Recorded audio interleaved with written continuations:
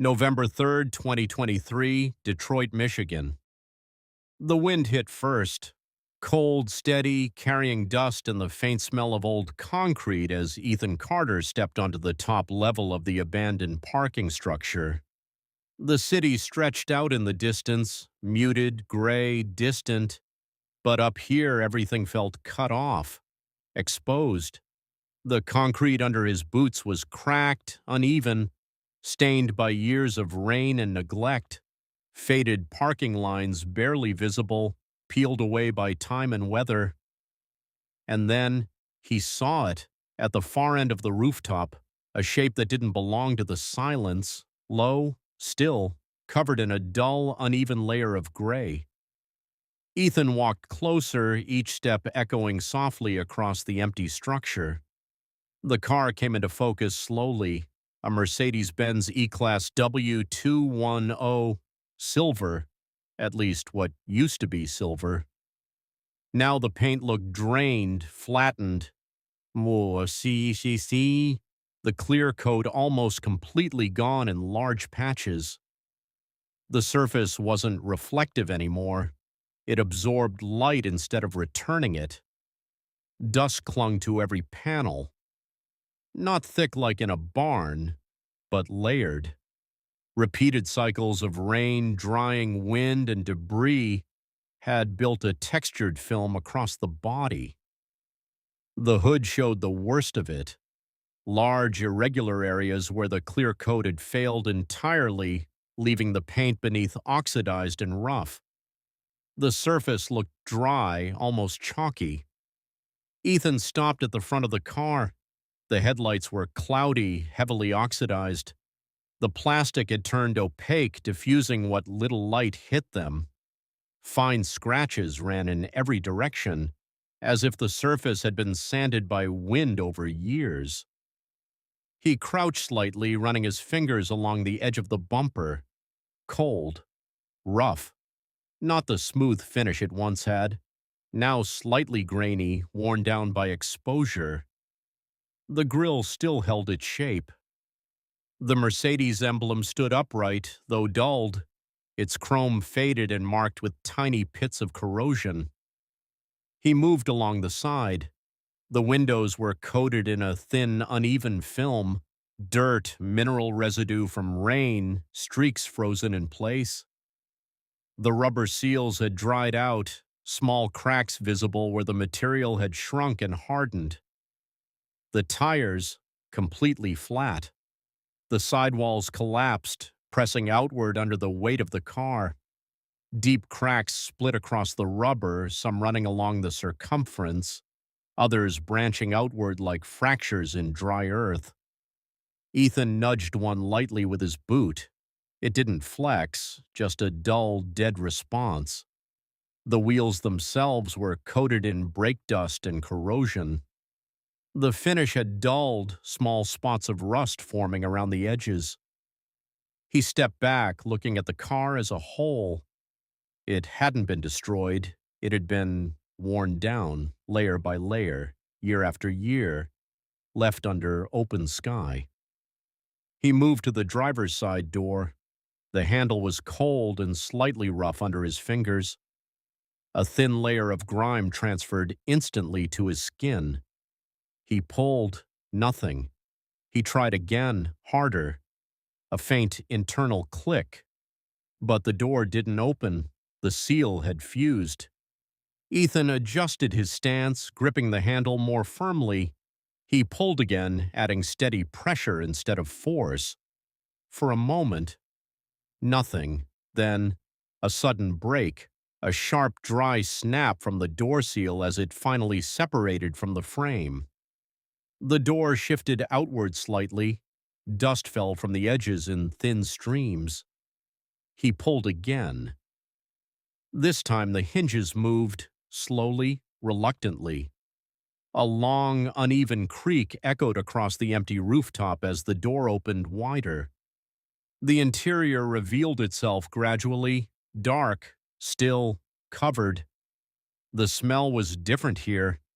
Not damp, like a flooded car, dry, stale, heated and cooled thousands of times.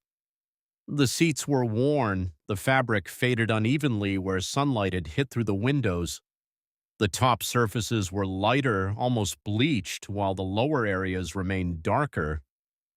Dust coated everything. The dashboard, the steering wheel, the center console, each surface carrying a thin but consistent layer. Ethan leaned in slightly. The steering wheel felt dry, the material slightly hardened. Fine cracks had formed along the outer edge where hands once rested. He brushed a finger across the instrument cluster. A clean line cut through the dust.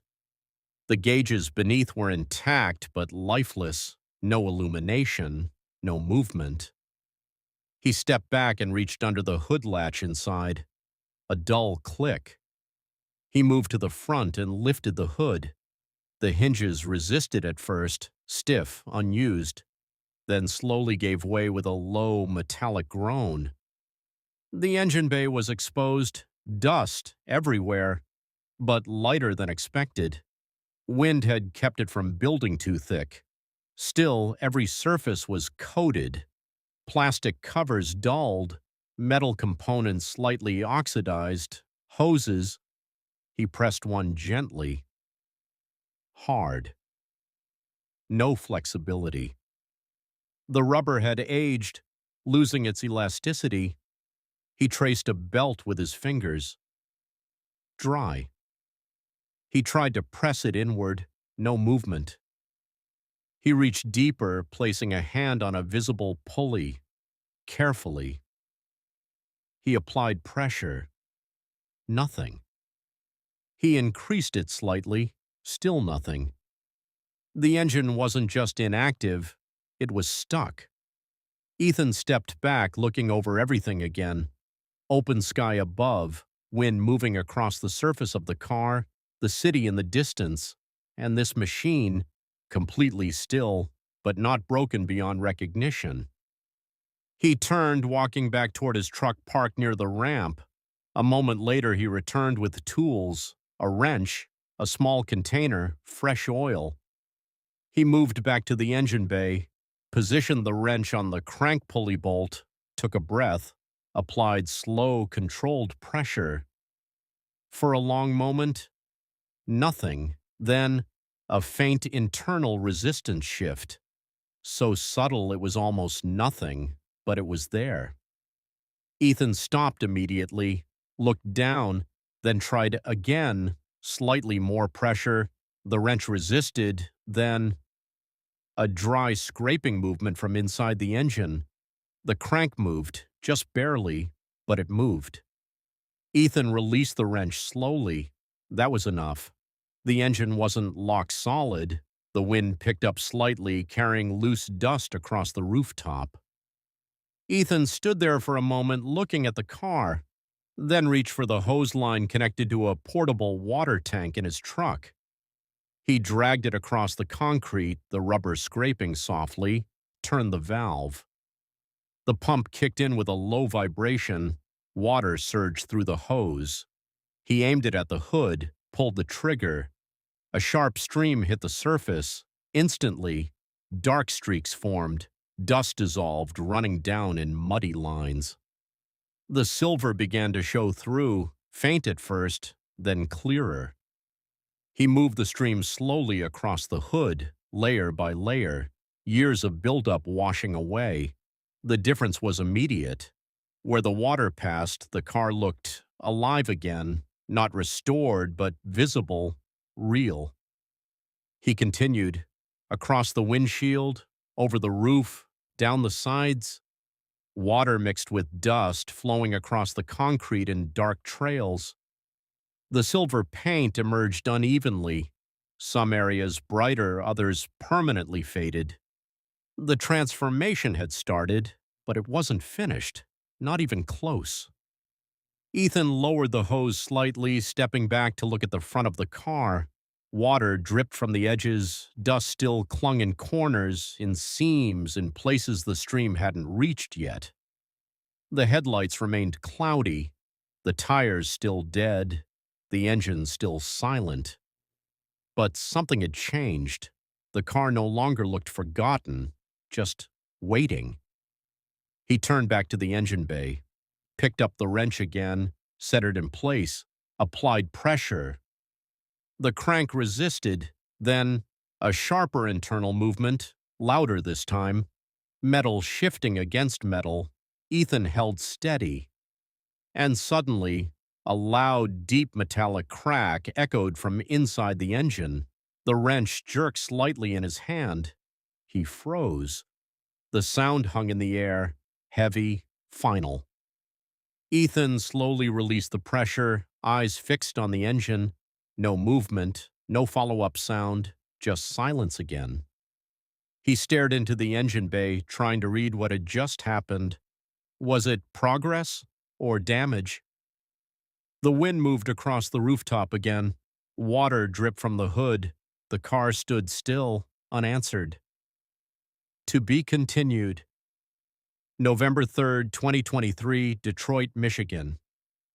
The sound didn't come back. Ethan Carter kept his hand on the wrench for a few seconds longer, eyes fixed on the engine bay. The metallic crack still echoed in his head, not violent, not explosive, but deep, structural, something that had resisted for years finally shifting. He didn't force it. Slowly, he removed the wrench from the crank bolt and stepped back. Moments like that mattered. Pushed too far, and whatever just moved could break for good. He exhaled, steadying himself, then leaned over the engine again. This time, no force, just observation.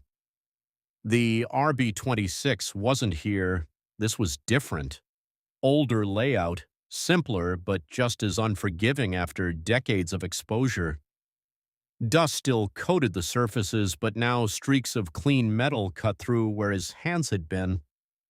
The engine looked tired, but not destroyed. Ethan reached in again, placing the wrench carefully.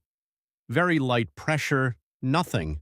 A little more, a faint resistance, then a slow, controlled movement. Not a crack this time, a drag. Metal sliding against metal that hadn't moved in years. The crank turned, just a few degrees. Ethan stopped immediately. That was the sign. Not broken, not locked anymore, just tight, dry, starved of lubrication, recoverable. He shifted focus. No attempt to start yet, not even close.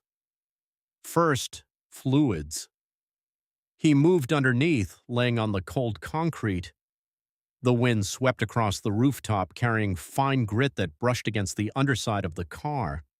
The drain bolt resisted, but not like the engine. A firm pull. It gave.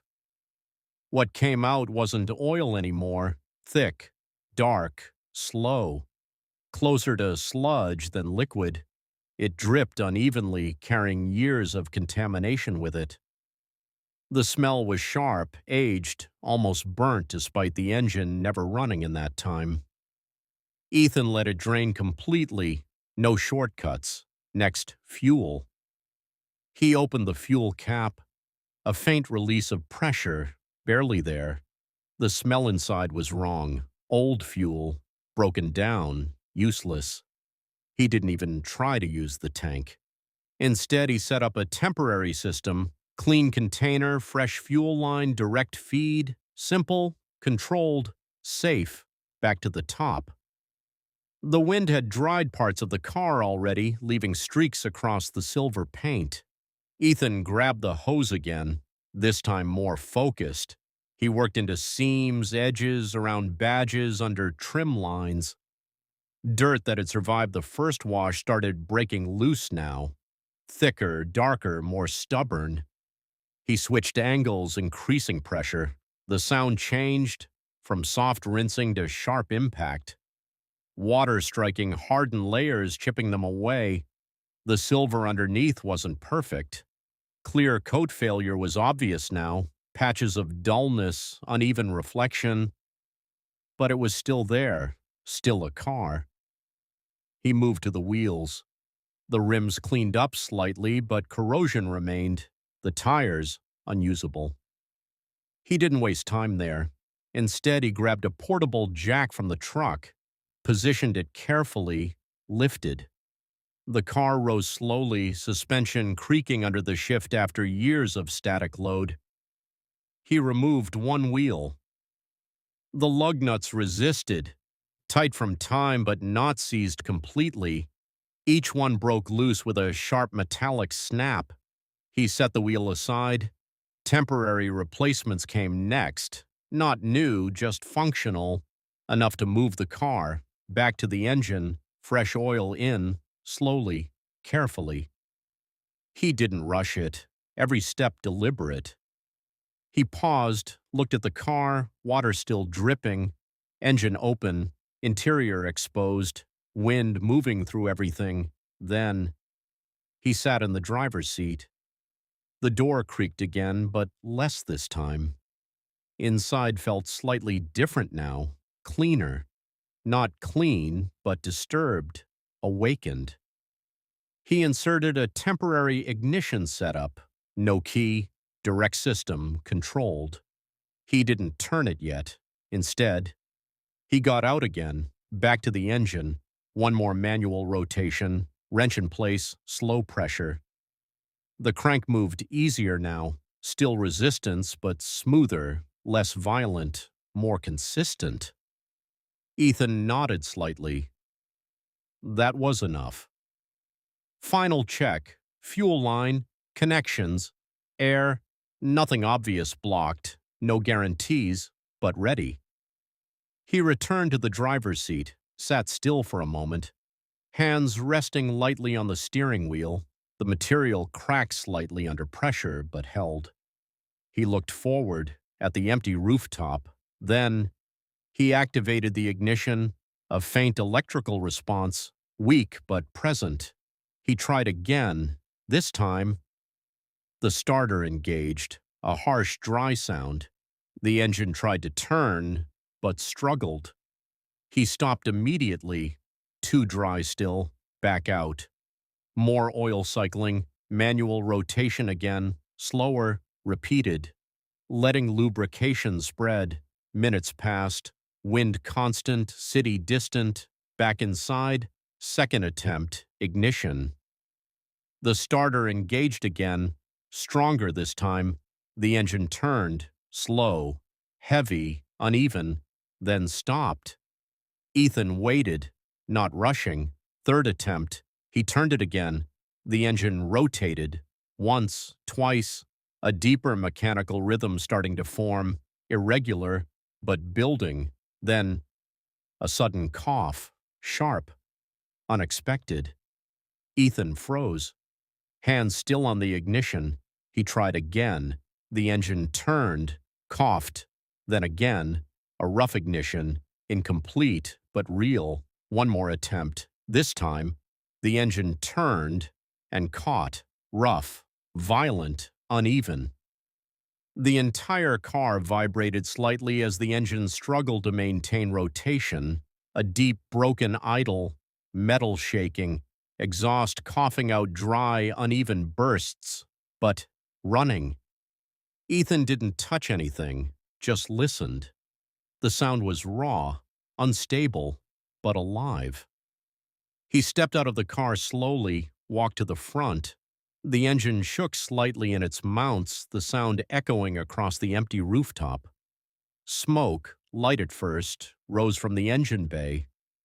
Residue burning off. Normal. Expected. The silver paint reflected the fading daylight now, not perfectly, but enough.